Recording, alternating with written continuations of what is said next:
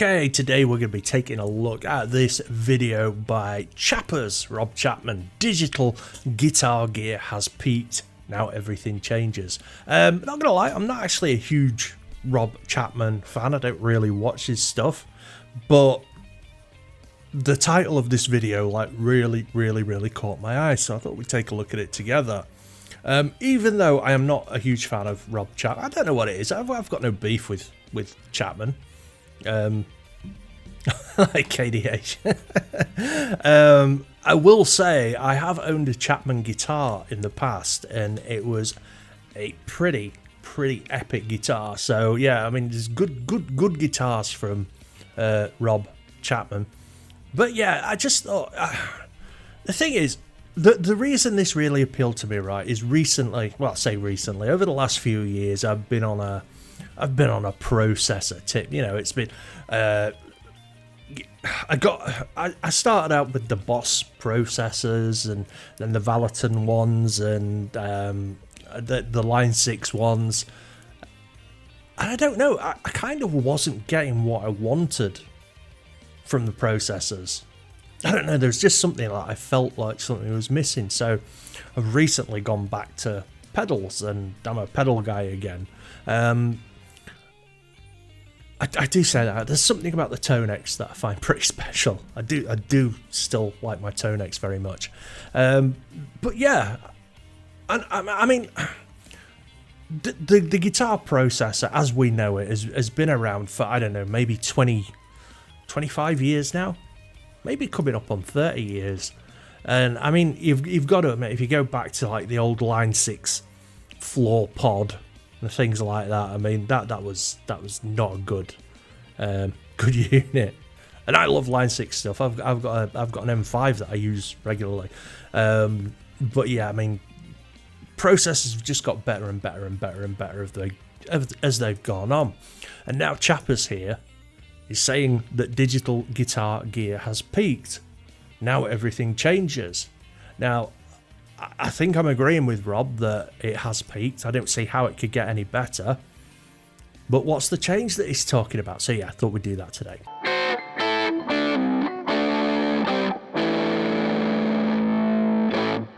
So here we go. We've got Chapman. I nearly called him the Captain Chapman, but that's not right, is it? Let's see what Rob's saying. Atomic amplifier sounds amazing. This built like a brick shithouse, as we say in England. This Helix stomp sounds phenomenal. The Trident, I love this to pieces, sounds incredible. All of this stuff, this sounds amazing. Amp core. He's right though. I mean, you can pick up, I mean, a fantastic processor. I love the Valaton processors. I mean, you could pick up yourself a decent processor or amp and cab sim pedal for like £100 now, $150. You know, and it'll do the business. You know, Rob's got a couch full of them there. I mean, I know he gets sent some of that stuff, which I'm pretty jealous of. If anyone wants to send me some stuff, I'll talk about it. They all sound really good. If you don't think they do, you haven't learnt how to use them properly. Exactly. Now, when I said that I've gone off processors and I've gone back to pedals, it's not because I don't know how to use processors, because I can get some amazing sounds and tones out of processors. I really can.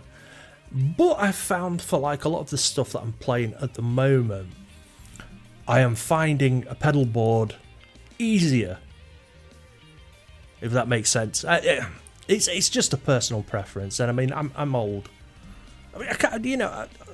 But yeah, a lot of people that put down processors and stuff like that and diss them don't know how to use them, which is shocking, really, considering how many videos there are on YouTube that explains how to use them. Is my point of view. More to the fact, if you just tweak the EQ, you'll suddenly find it sounds good.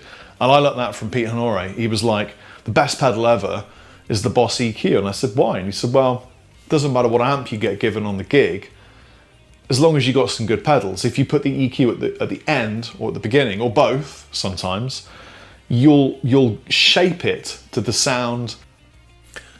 I have a Boss EQ on my pedal board. If I can find a photograph, I'll put a picture of my pedal board. Actually, I won't, because I just destroyed it, because I just got a Boss IR2 that I'm incorporating into it. So when that's up, I'll put some pictures up on Twitter. But yeah, the Boss EQ. I mean, the MXR EQ is pretty good as well. I just like the Boss one. And, you know, again, I'm agreeing with Chapman on a lot of stuff here. Maybe Rob can be my new friend. That you need. It all ends up being the EQ that kind of, you know, and really these are filters. That's what they are. They're filters. Anyway, I recently, as many of you definitely have done, took a look. Just checking I'm recording the audio. I definitely have. Took a look at the advertising for the Helix Stadium, and I thought, wow, that's cool, with the built-in backing tracks and stuff. And obviously, you know, being involved with NUX, I've been to China, I've been to the factory, which is unbelievable. It's like they could build iPhones there. And I've seen what's coming, and it's staggeringly good. And it kind of all comes down to... Have either of you ever used Bluetooth on an electric toothbrush? No. Right? A lot of people don't travel with them because they're too clunky, right? Shut up, stupid. God, there's something I hate so much about YouTube adverts. I'm sorry about that. Rob just mentioned NUX there, or I call them NUX. Jump in the comments and let me know what you call them. Apparently they're called NUX. And Rob Chapman is, you know, he's like a sponsored artist spokesman for NUX. And some of their stuff, it used to be super cheap. I actually think I saw a video where somebody took apart some of the Amazon, you know, the Bezos Drive pedals, and they were made by NUX, and they were like £18 and stuff. But when Marshall brought out the pedals with the, you know, the actual Marshall pedals, I made a video talking about them. I got a lot of crap for that one. NUX have got a plexi kind of pedal out, and that did the job of all three of them. Seriously. For reasonably priced gear, NUX are spot on. I agree with Rob again. What's happening? Implementation of software. These boxes all take software and they model or they capture or whatever. And I don't know if you can remember, a few years back, I did a video with a Kemper at Anderton's. And Captain Lee and I think Pete had captured the Victory Silverback, which was, if you're new to this channel, I don't know, was my old signature model with Victory amplifiers from years ago when I launched the brand. It was me. Victory amplifiers, wasn't that the brand that I think it was KDH exposed them as actually being owned by Lee Anderton? So, you know, me, Guthrie, the guys of Victory, and we went poof. And originally, by the way, they were going to call it Olympic amplifiers, but they couldn't because the Olympic Games owns that brand name.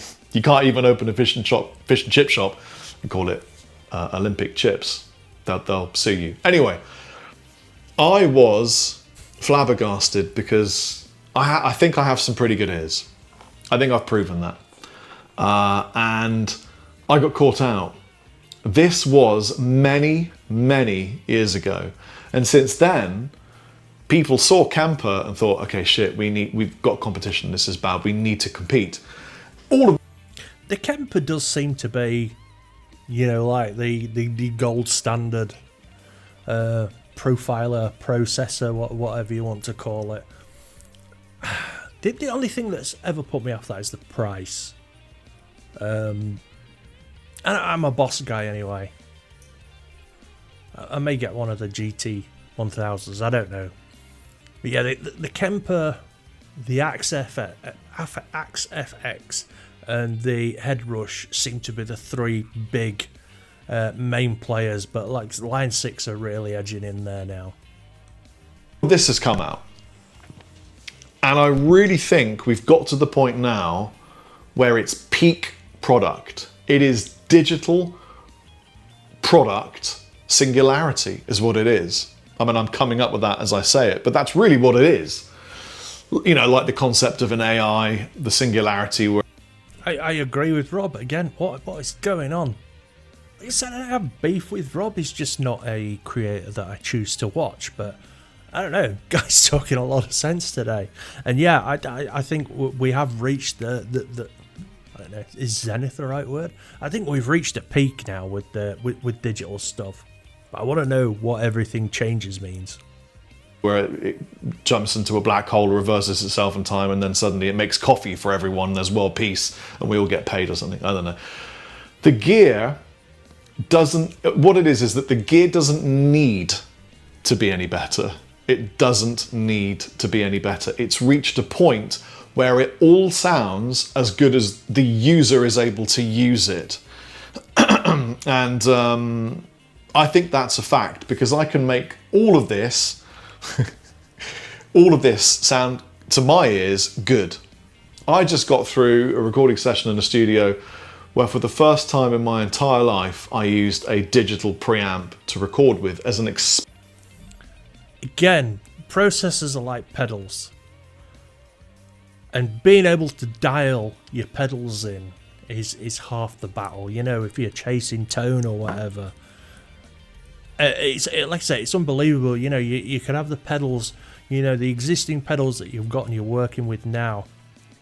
And the amount of difference you can make to those pedals just with an EQ, you know, shaping your tone is unbelievable. But yeah, it is the same with processors.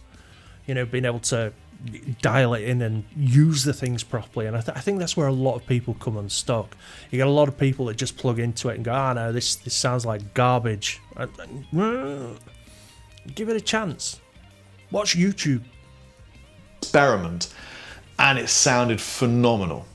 And then I phoned up Chris from Blackstone Cherry, and he went, man, I've been doing that for years. And I was like, you're kidding me. I mean, I just can't.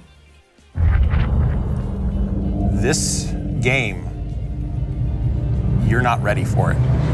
Yeah, I really can't believe it. So, what does that mean? What does it mean? It means that even if the product gets better, doesn't really matter. It's already there. All of this is brilliant. Kempers, Helixes, Quad Cortexes. Oh, I forgot. I don't know what the plural is for those. Stay They're corrected. all as good as you need them. So much so that the Helix Stadium has a knob that takes it from the original real sound of, for example, a Plexi or an AC30, because a lot of people have never had the opportunity to really crank up a vintage amp and experience the sort of slightly brittleness or the sag or the bits that...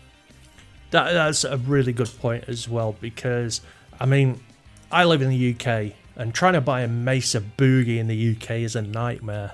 It really is. I mean, we've got Marshalls coming out of our asses here, but you try and buy a Mesa. I think Anderton's had some for sale, and I think I went on to look and they'd sold out like the same day they went up for sale. But with the Tonex, you know, I've heard Mesa's played on the YouTube and stuff, and you know, it was nice to be able to plug that in and say, oh god, that's what it sounds like. So, you know, again, a vintage AC30 or a Fender, you know what I mean, that you don't necessarily want, and they've got a knob that dials that back into kind of imaginary amp territory, which is just phenomenal, man. I mean, that tells you a lot about human beings, doesn't it? I think this means the focus will shift to the instrument, and I think the focus will shift to the music. It's a massive democratization of tone, because when I was a kid, you could legitimately sound shit, really bad, if you had a small budget and you could only afford rubbish gear. Now, I'd be staggered to find a beginner with something that didn't sound at least good, you know? I mean, practice amps nowadays can sound great. It staggers me. And what's coming out of China is mind-blowing, absolutely mind-blowing. So I think the focus in gear in the world that I currently live in will be on the instrument, thank God, for me and the crew at Chapman Guitars, because it's going to be about feel, isn't it? It's all going to be Right, so this is where Rob was going with this, and I do agree with him. I don't know, Rob Chapman's my new best friend, I guess. I'll leave a link to his channel, bless him. But yeah, he is right. I mean, as far as, effects, pedals, processors, and all the rest of it, I think as well, amps, to a point, they've got as good as they're going to get for a long time. I can't really see where they can go from here, unless they figure out some kind of weird magic projection that bounces it off walls at specific angles or something. I don't know, it's a possibility. But yeah, it's all going to come down to guitars and the improvement that people can make to guitars. But again, I made a video talking about this as well. And again, there's only so much you can do with a guitar. I'm sure that they might come up with some new profiles for necks, or a new way of a new material for frets and stuff. But there's not much. I don't know. I think we're not far off having reached the pinnacle of guitar gear. But anyway, listen, jump in the comments and let me know what you guys all think. I'd love to know what you think, and don't forget to like and subscribe. It really gets the video out there into the algorithm, and it's a massive help to little old Andy here at Guitar Stuff Studio. If you want to help support the channel, I've got t-shirts and stuff for sale. I've got merch, super chats, memberships, everything like that. So, go and fill your boots. Anyway, thanks to Rob Chapman. Thanks to you guys. Take it easy. Peace out.